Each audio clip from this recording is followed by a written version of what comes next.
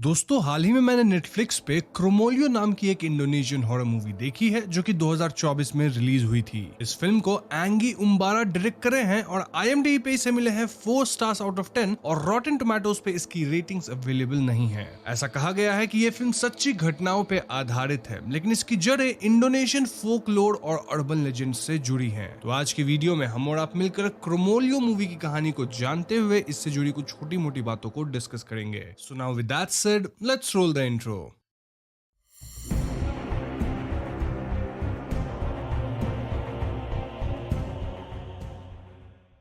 तो कहानी की शुरुआत में हमें एक क्लिप दिखाई जाती है जहां 1980s इंडोनेशिया की एक घटना के बारे में हम जान पाते हैं। बेसिकली उस दौरान कई सारे थग्स और गूंस अचानक से गायब हो गए थे और बाद में वो समाप्त मिले थे। इन थग्स के 2 ग्रुप्स थे और जो ऑर्गेनाइज्ड ग्रुप से आते थे उनको सुगाली कहा जाता था। लोगों में ये बात प्रचलित थी कि सुगालीज को आसानी से खत्म नहीं किया जा सकता था और उनमें से कुछ सुगालीज इतने पावरफुल थे कि उन्हें बंदूक वगैरह से भी खत्म नहीं किया जा सकता था। ऐसा इसलिए क्योंकि सुगाली काला जादू जानते थे और इसीलिए वो इतने पावरफुल बन गए थे। अब कहानी 1984 जावा में शिफ्ट होती है जहां यान्तो नाम का एक आदमी कई सुगाली की लाशों को एक गड्ढे में भरवा रहा था और इस काम में कई सारे लेबरर्स और उनका बॉस था दनांग। दनांग का एक असिस्टेंट भी था नेम्ड प्राप्तो। जब उन सारे लेबरर्स में से एक लेबर भागने की कोशिश करता है तो यान्तो उस पे फायरिंग करता है और सभी लोग डर जाते हैं। ऐसा उसने इसलिए किया था ताकि कोई काम छोड़ के भागने की हिम्मत ना करे।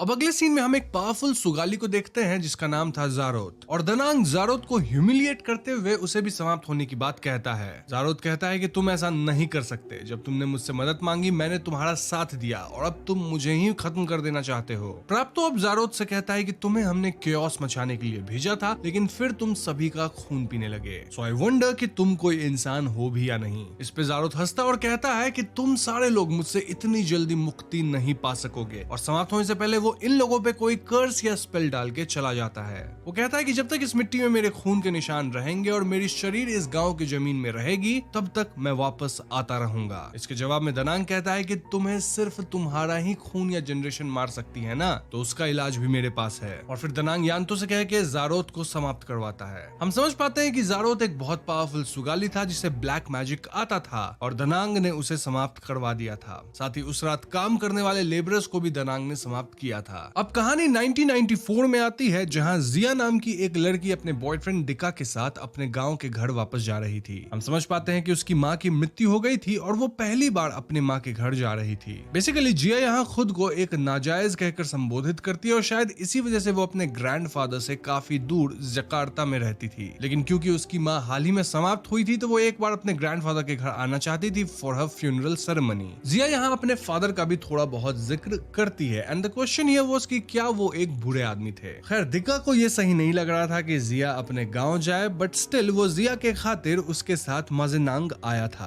अब जैसे ही जिया और दिका फ्यूनरल में पहुंचते हैं तो आसमान में काले बादल छाने लगते हैं और बहुत सारे क्रोज ऊपर मंडराने लगते हैं। हम समझ पाते हैं कि जिया की जो माँ थी वो एक्चुअली में दनांग की बेटी थी। इनफैक्ट इस फ्यूनरल के अंदर दनांग और प्राप्तो भी थे। दनांग जिया के यहाँ आने से खुश नहीं था और फ्यूनरल के बाद वो जिया से कहता है कि तुम आज ही घर वापस चली जाओ। दनांग के बर्ताव से ऐसा नहीं लग रहा था कि वो जिया से नफरत करते हैं, रादर वो तो जिया के लिए बहुत ज्यादा कंसर्न थे। दनांग कभी नहीं चाहते थे कि जिया यहाँ आए और इसलिए वो बार बार कहते हैं कि जिया यहाँ बिल्कुल सेफ नहीं है। वहीं दूसरी तरफ प्राप्तो गांव वालों से कहता है कि जिया वापस गांव आ गई है और क्योंकि आप सभी ने डरावनी कहानी सुनी होगी तो आज रात कोई भी अपने घर से बाहर नहीं निकल सकता। अगर आपको प्रेयर भी करना है तो घर में रह के ही करिए और बाहर बिल्कुल मत झांकना। इनफैक्ट अगर कोई आपके दरवाजे पे खटखटाए तो भी आप दरवाजा मत खोलना। और तो और अगर आप में से किसी ने उन लोगों को देख लिया तो ध्यान रखना कि उनकी आंखों में नहीं देखना है या उनसे नजरें नहीं मिलाना है। स्टिल अगर किसी ने नजरें मिला ली है तो वो सारे आपको लेने जरूर आएंगे। अब प्राप्तो यहाँ किन की बात कह रहा है ये तो हमें कहानी में आगे पता चल ही जाएगा। वहीं दूसरी तरफ घर में बैठे बैठे जिया अपनी मदर को याद कर रही थी और तभी अचानक से ऊपर के फ्लोर से एक बॉल लुढ़कता हुआ इनके पास आ जाता है। जिया इससे हैरान हो जाती है और ऊपर के कमरे में जाके इधर उधर चेक करने लगती है। अचानक से उसे पीछे से एक आयरन ट्रंक या चेस्ट की आवाज आती है और वो उसे चेक करने लगती है कि तभी वहाँ दनांग आ जाता है और कहता है कि इस रूम में कोई खास बात नहीं है, बस सारी पुरानी चीजें ही हैं। इनफैक्ट दनांग अब जिया को घर जाने को कह रहा था। ऐसे में दिका अब जिया से पूछता है कि दनांग को इतनी जल्दी क्या है इन्हें घर भेजने की। इसके जवाब में जिया कहती है कि वो अपने गांव वालों को लेकर परेशान है, क्योंकि दनांग ने उसे बताया था कि जिया के फादर गांव वालों से बहुत सारा डेट लिए थे एंड देन एक दिन कहीं गायब हो गए थे। दनांग को डर था कि जिया के फादर उसके गांव में आने की खबर सुन के वापस गांव में आ जाएंगे और इससे दनांग की बहुत बदनामी भी होगी। लेकिन जिया कहती है कि उसे विश्वास है कि उसके पिता भागे नहीं होंगे, क्योंकि वो जिया से बहुत प्यार करते थे। जिया लास्ट ईयर अपने मदर और ग्रैंडफादर की कॉन्वर्सेशन भी सुनी थी, जहां उसकी मदर एक दिन के लिए गांव आना चाहती थी, लेकिन ग्रैंडफादर दनांग ने अलाउ नहीं करा। मोरओवर उसे लगता है कि उसके फादर भी गांव में वापस आना चाहते हैं, लेकिन दनांग इसके खिलाफ थे। तो बेसिकली जिया यहाँ पूरी बात का पता लगाना चाहती थी,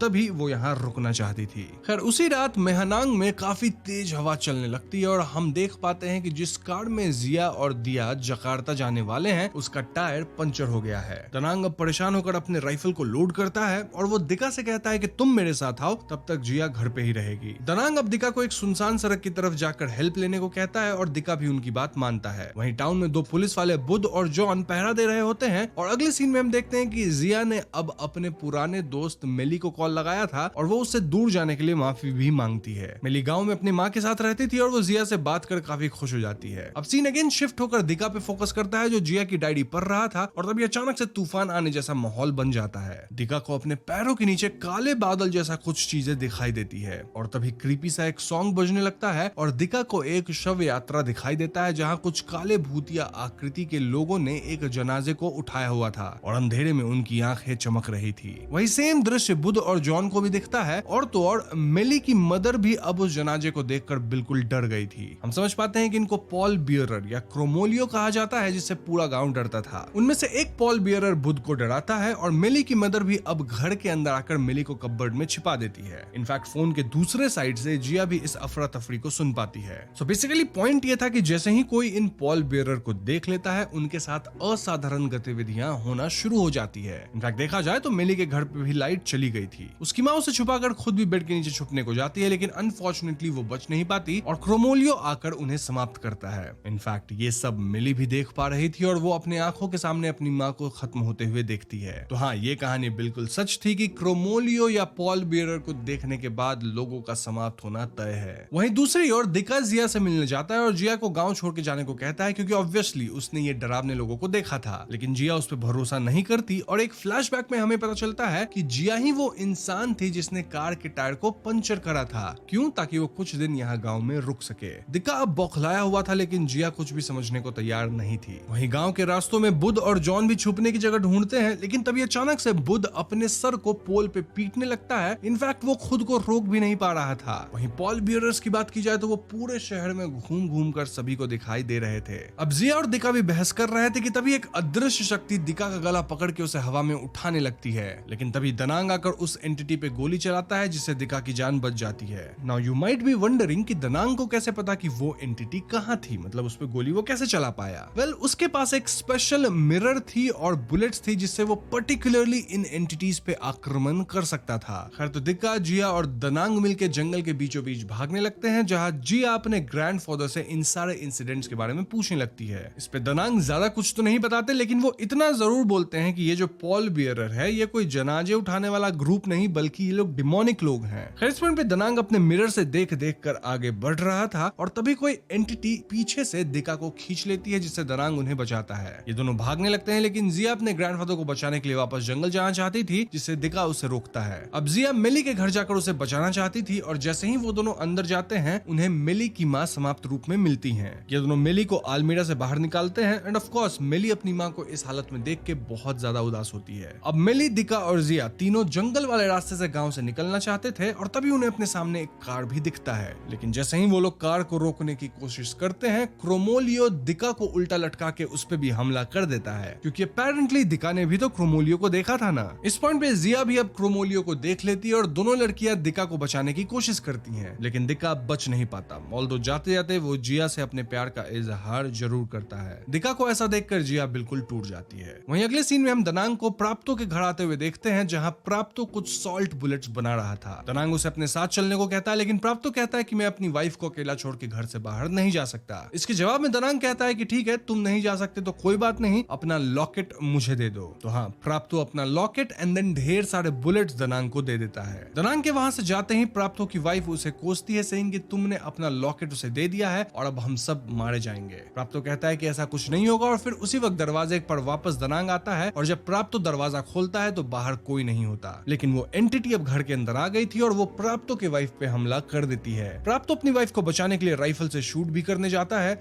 लेकिन वो रियलाइज करता है कि उसके पास जितनी भी गोलियां या बुलेट्स थी वो उसने तो दनांग को दे दी थी। अब वो भागकर अंदर वाले रूम में जाता है और अपने गन को लोड करता है, लेकिन तब तक बहुत देर हो चुकी थी। बेसिकली सारे कुर्मोलियो प्राप्तो पे हमला करके उसे भी समाप्त कर देते हैं। वहीं दूसरी तरफ यान्तो नाम का आदमी, जिसे हमने पहले सीन में देखा था, वो जिया को अपने घर में बंदी बना के रखा था। इनफैक्ट वो जिया को सारी सच्ची बात बताता है कि आज रात ये सब क्यों हो रहा है। यान्तो कहता है कि वो जिया का सालों से इंतजार कर रहा था और हम ये भी देख पाते हैं कि यान्तो ब्लाइंड था और उस पे एक गन भी था। यान्तो के हिसाब से आज रात जो लोग भी मरे हैं वो क्रोमोलियो की वजह से मरे हैं और जिया अपनी लॉकेट की वजह से सेफ रही है। इनफैक्ट यान्तो यहाँ जिया का लॉकेट भी छीन लेता है। यान्तो जिया से कहता है कि तुम्हारे फादर ने पूरे गांव में कर्ज डाला था और आज रात जो कुछ भी हुआ है वो उनके कर्ज की वजह से ही हुआ है। यान्तो के हिसाब से जिया के फादर को उसके ग्रैंडफादर ने ही खत्म करा और हम समझ पाते हैं कि जिया के फादर और कोई नहीं बल्कि जारोथ ही थे, जिनको हमने पहले सीन में देखा था। जी हाँ दोस्तों, तो अब आप समझ गए होंगे कि कैसे जारोथ, दनांग ये लोग जिया से रिलेटेड हैं। जारोथ अभी मरा नहीं है क्योंकि वो ब्लैक मैजिक जानता था और वो उस कर्ज का भी जिक्र करता है जो जारोथ ने अपने आखिरी समय में डाला था। और अब जिया ने इस गांव में कदम रखा है तो गली थग्स जिनकी मृत्यु हो गई थी वो अपने कब्र से बाहर आए हैं और उनका लीडर कौन है? वेल, जिया के फादर जारोथ। बेसिकली जिया के फादर अब भी जिंदा हैं इन अ फॉर्म ऑफ डीमन और उनको सिर्फ उन्हीं की वंशज या उनका खून ही मार सकती है जो कि खुद जिया है। तो इन शॉर्ट हम समझ सकते हैं कि जिया के आने से पहले जारोथ गांव में हमला नहीं करा था, मतलब वो शांत था, लेकिन फिर जिया के आने से जारोथ की आत्मा जाग गई और इसी वजह से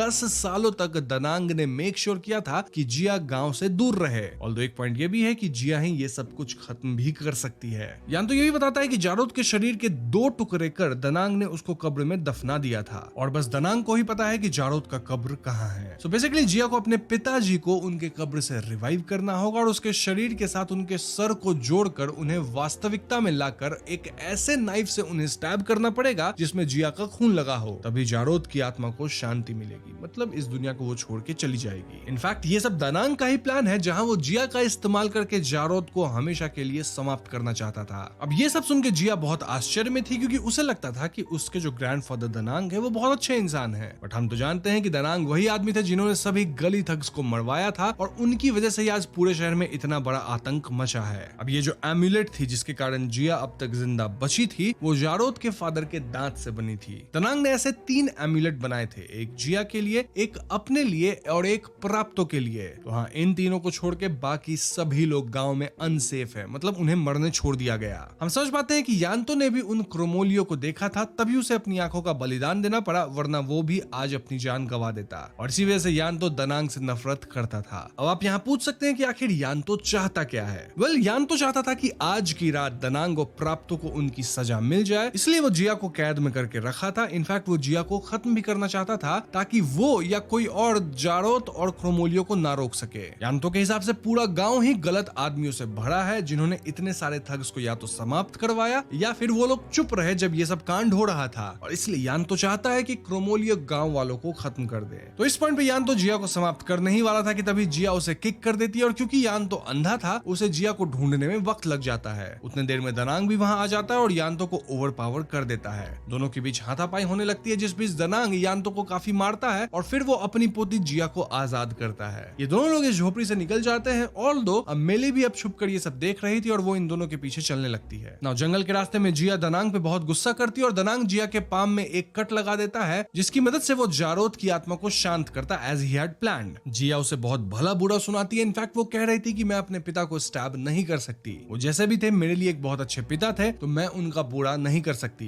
दनांग कहता है कि तुम अगर उसे आज नहीं समाप्त करोगी तो मैं ही उसे समाप्त कर दूंगा। ये दोनों अपने घर जाते हैं और दनांग कहता है कि तुम्हारे पिता का ग्रेव बैकयार्ड में है और हम आज रात उसे रिवाइव करेंगे। दनांग के इस अनअपोलोजेटिक एटीट्यूड को देख जिया कहती है कि आपको अपने किए पे कोई पछतावा है भी या नहीं। इस पे दनांग कहता है कि ये सारे शहर वाले मेरी वजह से बचे हैं और मैंने ही इन सबको गली थग से बचाया है। दनांग के हिसाब से वो जो कुछ भी किए थे उसके पीछे रीजन था और जिया ही वो रीजन है जिसकी वजह से ये कर्स वापस आया है। बेसिकली देखा जाए तो अगर वो यहाँ नहीं होती तो जारोद की आत्मा भी वापस नहीं आती। इस पॉइंट पे जिया रोने लगती है और कहती है कि अगर आप मुझे बता दिए होते कि मैं यहाँ क्यों नहीं आ सकती हूँ तो शायद मैं यहाँ वापस कभी नहीं आती। खैर इतना सारा आर्ग्यूमेंट होने के बाद जिया फाइनली अपना वर्डिक्ट सुनाती है, जहाँ वो भी यान्तो के सोच से ही मैच कर रही थी। यानी वो भी चाहती है कि सारे गांव वाले समाप्त हो जाए। और ऐसा कह के जिया अपना लॉकेट वहां फेंक के भाग जाती है। लेकिन तभी क्रोमोलियो जिया पे अटैक कर देते हैं और दनांग कैसे भी उसे रोकता है। इस अटैक के दौरान जिया एक पेड़ से टकराती है जिससे उसके पेट में चोट लगती है और दनांग जिया का लॉकेट लेकर बैकयार्ड का एक शेड खोलता है जिसके अंदर जारोद का कब्र या जनाजा रखा हुआ था। लेकिन उसके शरीर के साथ कोई सर नहीं था और दनांग अपने घर जाकर वही आयरन चेस्ट खोलता है और हम देख पाते हैं कि उसके अंदर जिया के फादर यानी जारोद का सर था। वो उस बॉक्स से सर को निकाल के जारोद के शरीर के साथ रख देता है एंड देन खुद ही जिया के खून से सनी नाइफ से जारोद को खत्म करने ही वाला होता है कि तभी पीछे से यान्तो आ जाता है और वो दनांग पे एक छोटे से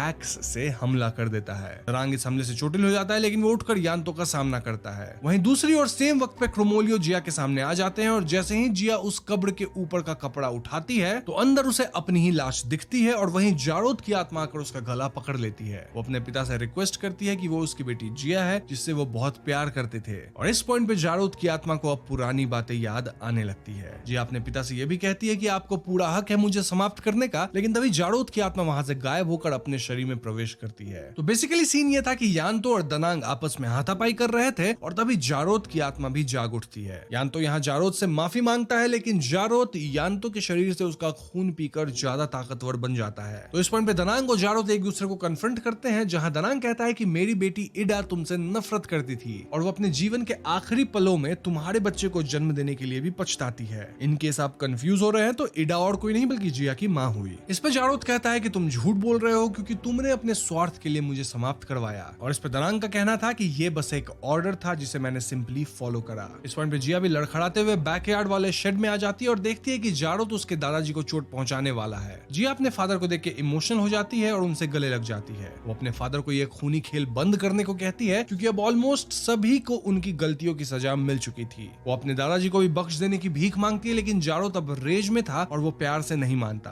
तब फाइनली जिया को कठिन फैसला लेना पड़ता है और वो अपने पिता को उसी हथियार से स्टैब कर देती है जिसमें उसके खून लगे थे। जिया के हमले से जारोद का शरीर जमीन में गिर जाता है और फाइनली जारोद का कर्ज खत्म हो जाता है। अब जिया अपने ग्रैंडफादर को लेकर हॉस्पिटल जाने लगती है कि तभी वहां मिली आ जाती है जो कहती है कि मुझे सब पता चल चुका है और ये सब तुम्हारी वजह से हो रहा है। ऐसा कहते हुए वो जिया पे हमला कर देती है और इस हमले में जिया को 2 गोलियां भी लगती है। दनांग अब मिली पे आक्रमण कर उसे रोकता है और इस हाथापाई में दनांग और मिली दोनों समाप्त हो जाते हैं। बेसिकली बच जाती है तो सिर्फ जिया। तो इस पॉइंट पे जिया वहीं पास में रखे नाइफ पे से अपने डैड के खून को टेस्ट करती है और हम देख पाते हैं कि वो भी अब एक क्रोमोलियो बन गई थी। जी हाँ दोस्तों, इस भयानक रात के बाद जारोद, दनांग, प्राप्तो, मिली और कई सारे लोग अपनी जान गंवा देते हैं और बच जाती है तो सिर्फ जिया। अब अगले सीन में हम जिया को सड़क पे चलते हुए देखते हैं जिसके चोट वगैरह अपने आप भर रहे थे। क्यों? क्योंकि अब वो भी एक क्रोमोलियो बन चुकी थी। इसी पॉइंट पे फिल्म खत्म होता है लेकिन मूवी के अंदर एक एंड क्रेडिट सीन भी है जहां कुछ ब्लैक सूट पहने आदमी जारोद के बॉडी को उठा रहे होते हैं एंड दिस इंडिकेट्स कि इस मूवी का कोई सीक्वल या प्रीक्वल आ सकता है जहां हमें जिया और जारोद दोनों की कहानियां दिखाई जा सकती हैं। तो फाइनली इस पॉइंट पे आके मूवी खत्म होती है। दोस्तों ये थी क्रोमोलियो मूवी की कहानी जिसकी स्टोरी काफी सिंपल है लेकिन एंडिंग काफी कंफ्यूजिंग हो जाती है।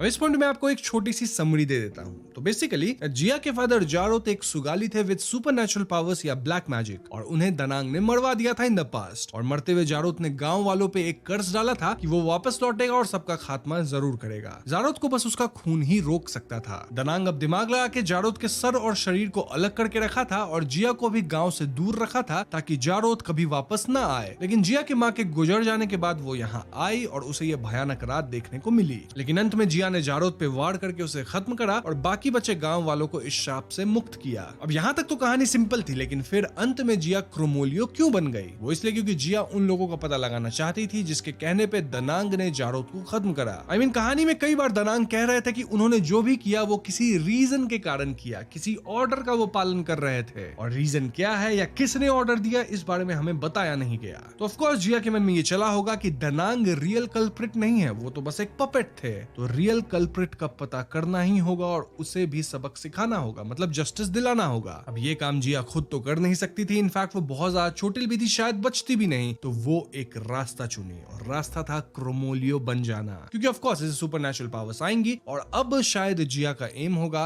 कि रियल कल्प्रिट को ढूंढा जाए और उसे सबक सिखाया जाए। इसका प्रूफ हमें एंड क्रेडिट सीन में ही मिलता है, जहां कुछ लोग आकर जारोद के बॉडी को उठा लेते हैं। सो यस, आई बिलीव कि इस फिल्म का पार्ट 2 जल्द ही आएगा, जहां पे सारे राज खुलेंगे। अब जारोद मरा या नहीं मरा है, ये भी एक सोचने वाली बात है, क्योंकि अगर वो पूरी तरह से समाप्त हो चुका है तो सूटेड आदमी लोग उसे अपने साथ क्यों ले जा रहे थे? तो हो सकता है कि ये आदमी जारोद को जिंदा कर उसके पावर्स को अपने फायदे के लिए यूज करना चाहते हो। जो भी हो, पूरी कहानी तो तभी क्लियर होगी जब इसकी सेकंड पार्ट भी आएगी, जिसका मैं वेट कर रहा हूं। जैसे ही आती है मैं एक्सप्लेनेशन लेके भी जरूर आ जाऊंगा। तो दोस्तों, यही थी क्रोमोलियो मूवी की पूरी कहानी और उम्मीद करता हूं आपको ये वीडियो पसंद आई होगी। पसंद आई है तो वीडियो को लाइक और शेयर करें, साथ ही चैनल पे नए हैं तो हमें सब्सक्राइब भी कीजिएगा, क्योंकि हम अपने चैनल पे ऐसे वीडियोस लाते रहते हैं। पीस।